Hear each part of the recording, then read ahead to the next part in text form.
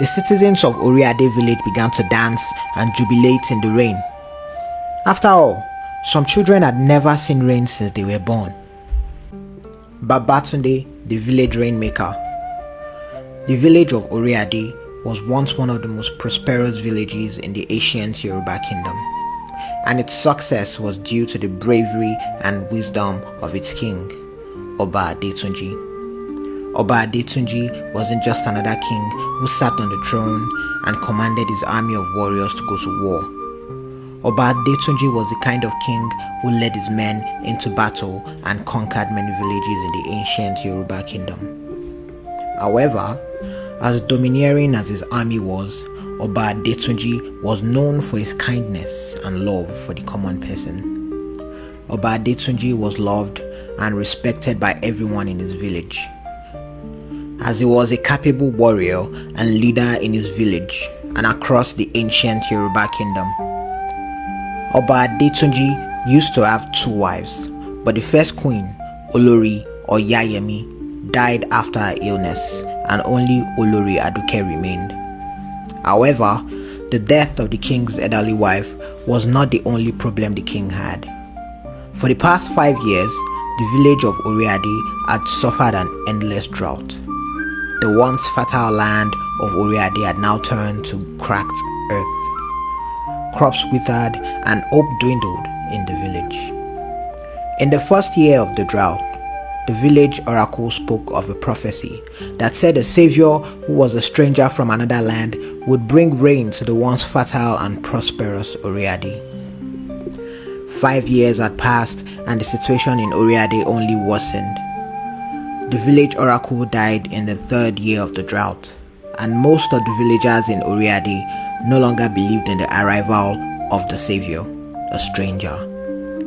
The king was no longer as powerful as he used to be. Weakened by the misery of his land and the hopelessness of his people, Oba Adetunji no longer conquered villages or swayed his men with his enigmatic poems. King Adetunji was but a shell of the prosperous and domineering king he used to be.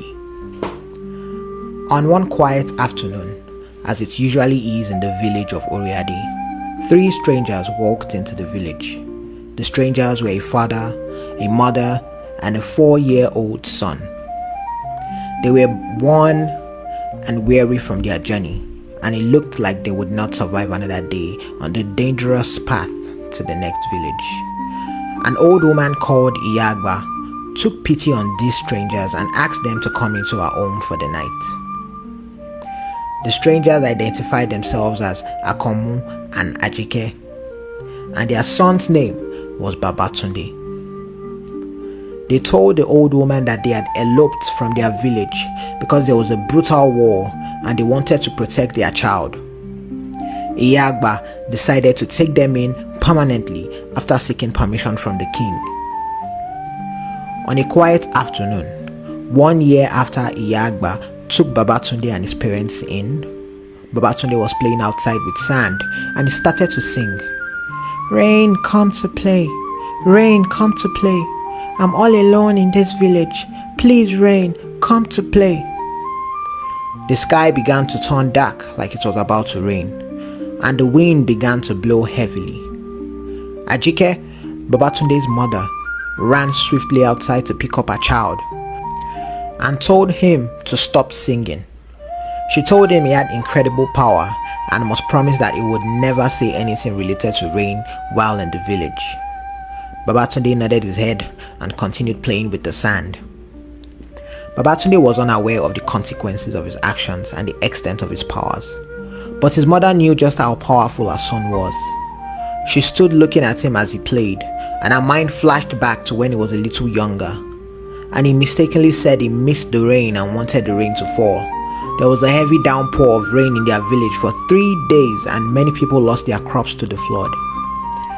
She was scared that if the villagers in Oriade, a village that had been suffering drought for a while, learned about his powers, they might think of him as more of a tool than a person. As the years went by, Babatunde grew into a fine young man.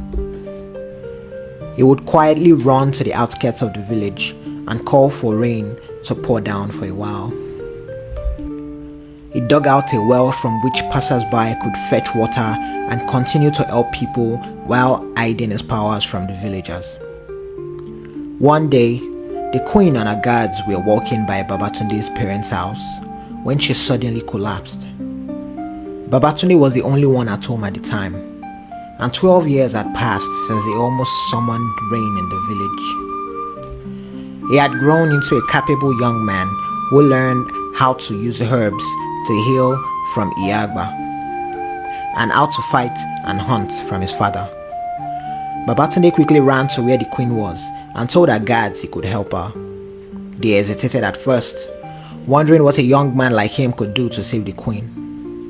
He noticed that the queen was dehydrated and needed to drink water quickly. The guards looked at each other and shrugged, knowing they could not get water anywhere. Babatunde knew the only way to save the queen was for him to use his powers. Babatunde whispered, saying, "Rain, please fall gently on this woman." After Babatunde finished whispering, the clouds turned dark and rain began to fall. The guards were amazed. Babatunde fetched water directly from the well with a calabash and gave the queen some water. The queen woke up and was grateful to Babatunde. By now, many villagers had gathered with several calabashes to fetch water. They were begging him to let the rain continue to fall. The number of villagers continued to grow, and it was becoming a mob, with some of them angry that he had his powers all this while and still allowed them to suffer for years. The queen told her guards to protect Babatunde from the villagers and take him to the palace. Babatunde was taken to the palace to see the king. Oba Adetunji, though now weary and a little older, still had his graceful demeanor and commanded respect when he spoke. He told Babatunde that he would be honored to have him become their rainmaker, and in return, he would bless Babatunde and his family with land, riches, and many cowries. Babatunde told the king that he was happy to help the king and the people of this village without the gifts.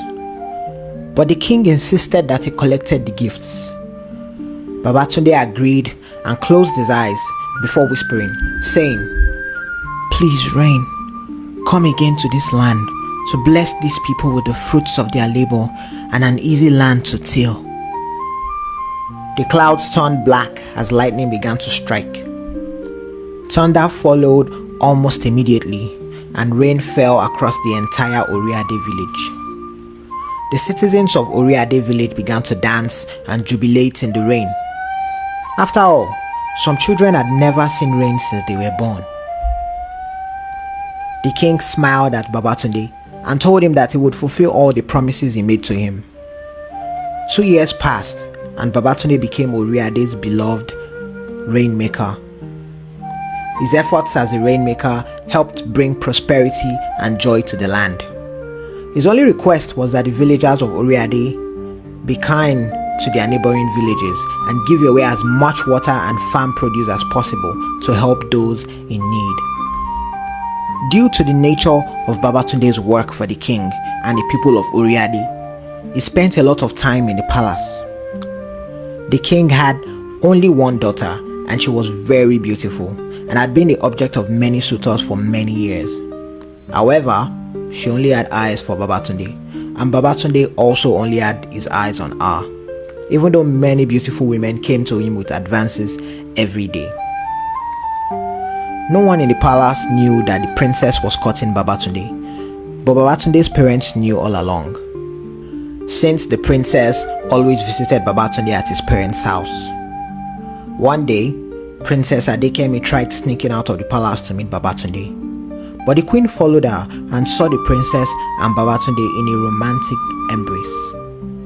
She became furious as she didn't want her daughter to marry a commoner like Babatunde. Even though he was a vital member of their village, he was still not from a royal bloodline.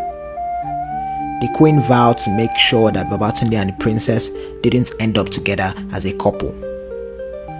The queen returned to the palace and pretended she did not see her daughter and Babatunde playing romantically together. A week after the queen saw Babatunde and the princess together, she sent a message to Babatunde to meet her on the outskirts of the village for an official message from the king. Babatunde went to the bush to see the queen, and when he got there, the queen told him to turn around because she wanted to show him something. As soon as Babatunde turned around, the queen hit him in the head with a heavy stone and left him to die in the bush. The queen returned to the village and kept quiet about the whereabouts of the Rainmaker. Princess Adekemi became worried when she arrived at their usual meeting spots and Babatunde was not there. She asked her parents about his whereabouts, but they didn't know either. A search party was sent out to look for Babatunde, but his body was never found. After 3 months of fruitless searching and longing, Princess Adekemi became unhappy and ill. It took a long time for her to accept that her lover was gone forever. The princess finally recovered, but she was no longer the same person she used to be. The queen knew what she had done, but she was set in her evil ways and did not do anything about it. 5 years after the disappearance of Babatunde, Oriade village had fallen back into its days of barren lands and unhappy faces. The king was now much older and less nimble than he used to be. The queen fell ill over a year ago, and just some days ago, the warriors from another village laid siege to Oriade village. The warriors were already at the palace and were ready to break down the doors of the palace. All that was left was the order from their leader. The warriors outside had rounded up the weak and tired warriors of Oriade village, leaving the villagers with no one to protect them. The king fell to the ground in his palace and whispered, "Why have the gods forsaken us? The gods promised us a savior and took him away from us. Where is your savior now?" He muttered under his breath. The queen muttered with difficulty, saying, "Our savior is dead because of me."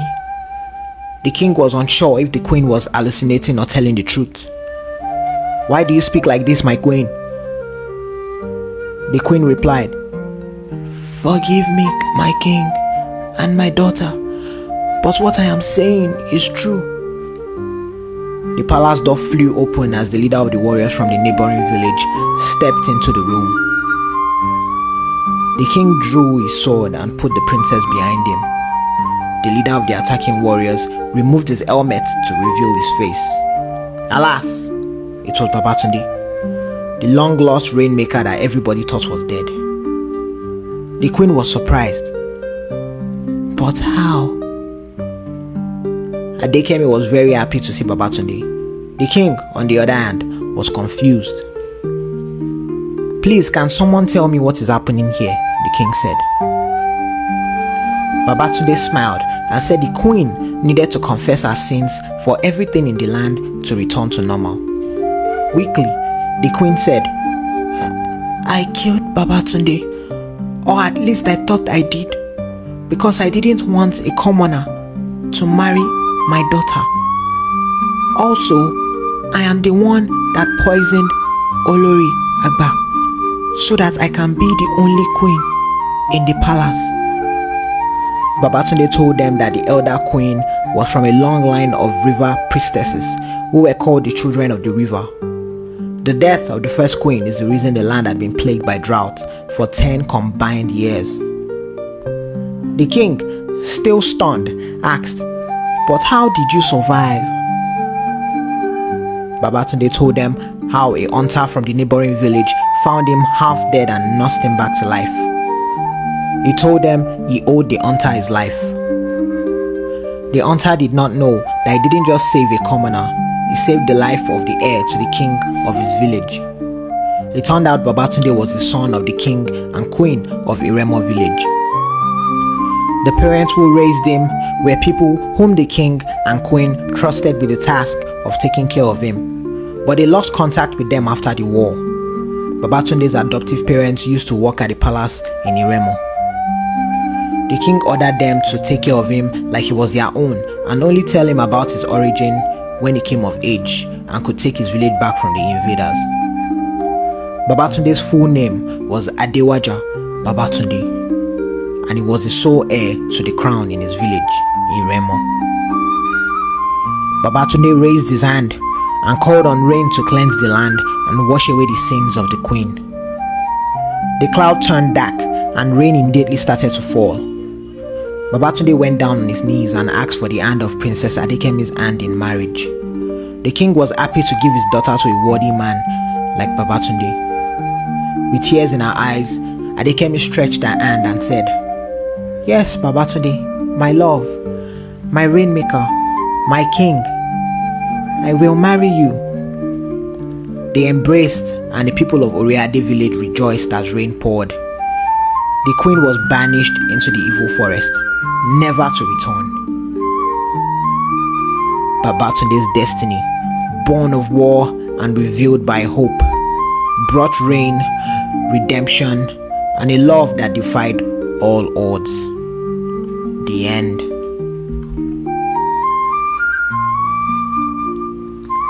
The banished queen spent 10 days in the evil forest, eating whatever she could find, and thought that one day she would eventually starve to death.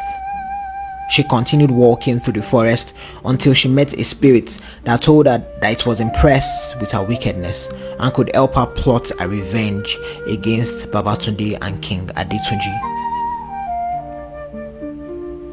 Watch out for part 2, The Return of Olori, the Evil Queen.